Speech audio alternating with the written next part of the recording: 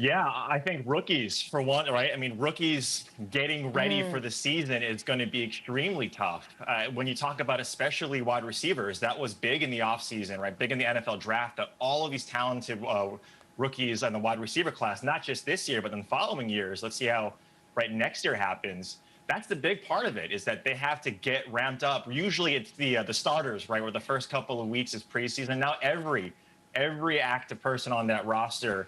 And that's why Clyde Edwards-Helaire last night was fantastic, because he comes into a situation and performs extremely well. So rookies, that's a big thing. And then injury news, right? We really have to be keen on the injury news and the updates leading all the way up to kickoff, because if we hear something that happens an hour and a half before kickoff and that we have to switch something up late, that's also something that in terms of what everything is happening in the pandemic, that's what we're going to have to do, especially for daily fantasy. All right, Reid, I need your help. So give us some tips and tricks for people at home that want to fill out their fantasy lineup this weekend. Yeah.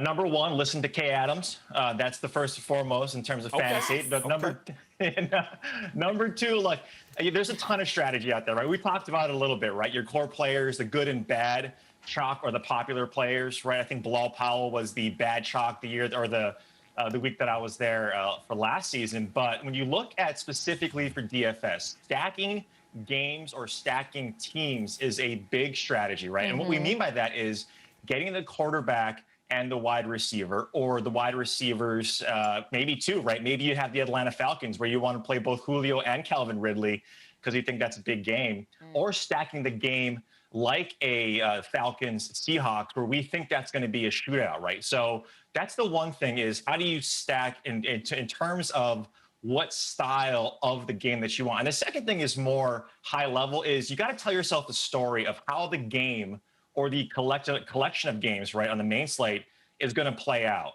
right? If you think that one game is going to be high scoring, or if you think that one game in terms of their game total is too low, like maybe a Jacksonville Colts or Raiders Panthers could be higher scoring, tell yourself that story, and then pick your players or your characters that make that story come true, right? And so there's going to be some players that we're eventually going to talk about that I think for week one, especially because defenses, the consistency on defense, I think we kind of saw it last night a little bit. And then 2011 was the last time we kind of had this weird offseason with the NFL lockout, that defenses just were not good. I mean, they gave up a ton of points. We had some games that were over 70 points, over 50, 60 points in 2011 in week one. And we're probably going to see that for the first couple of weeks this season.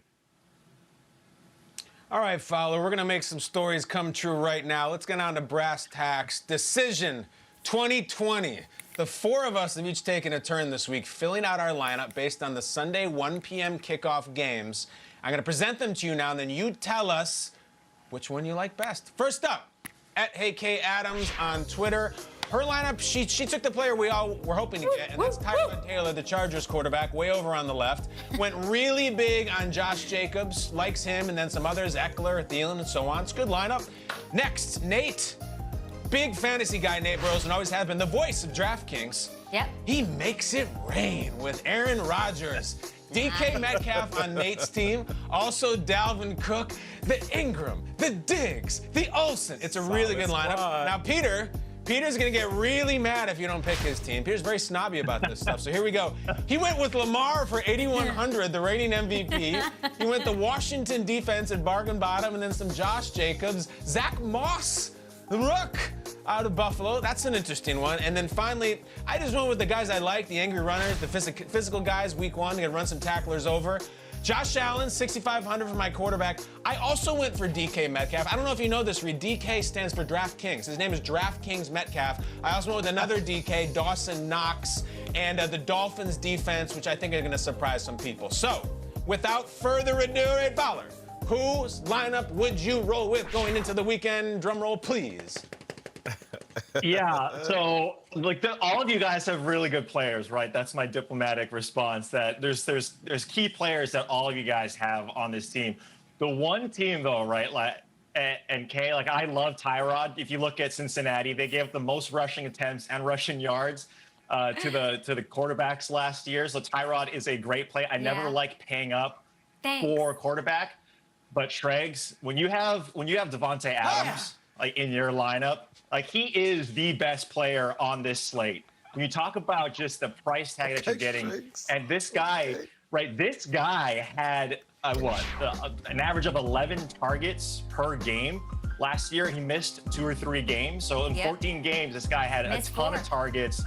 Yeah, and if you look at that Minnesota secondary, you mentioned it, Kim, in that last segment, that defense is going to look a lot different. Trey Waynes isn't there.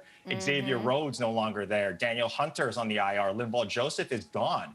So that defense, when you look at that defense, that's why, too, like Aaron Rodgers, I think that was a sneaky little play there, Nate, is that, you know, I think when you look at Minnesota's defense, I don't think it's going to be as strong as last year, but you got to give it to Devontae Adams. Like, I think he's going to be a monster this year and be the #1 receiver in fantasy football.